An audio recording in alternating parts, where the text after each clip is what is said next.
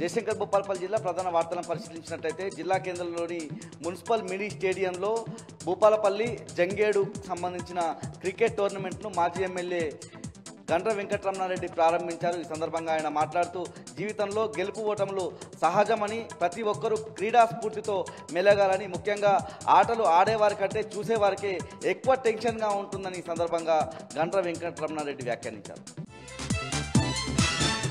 ములుగు జిల్లా ప్రధాన వార్తలను పరిశీలించినట్లయితే మేడారం సమ్మక్క సారలమ్మ మినీ జాతర ఫిబ్రవరి 15 నుంచి 18వ తేదీ వరకు జరగనుండగా ముందస్తు మొక్కులు చెల్లించుకునేందుకు పెద్ద సంఖ్యలో భక్తులు వీకెండ్స్లో తరలి వస్తున్న పరిస్థితి కనిపిస్తూ ఉంది. ముఖ్యంగా జంపన్న వాగు దగ్గర సరైన వసతులు లేక ఇబ్బందులు పడుతున్నామని భక్తులు ఆవేదన వ్యక్తం చేస్తూ ఉన్నారు. ముఖ్యంగా ఒకే ట్యాప్ దగ్గర అనేక మంది భక్తులు స్నానం ఆచరించలేక ఇబ్బందులు పడుతున్నామని చెప్పి వాళ్ళంతా కూడా ఆవేదన వ్యక్తం చేస్తూ ఉన్నారు. ముఖ్యంగా మహిళలకు సంబంధించి ప్రత్యేకంగా దుస్తులు మార్చుకునే రూమ్స్ లేక ప్రైవేటు రూమ్స్ను ఆశ్రయించాల్సి వస్తుందని చెప్పి వాళ్ళంతా కూడా ఆవేదన వ్యక్తం చేస్తూ ఉన్నారు. ఇప్పటికైనా ప్రభుత్వం పట్టించుకొని జంపన్న వాగు దగ్గర సరైన వసతులు కల్పించాలని కోరుతున్నారు.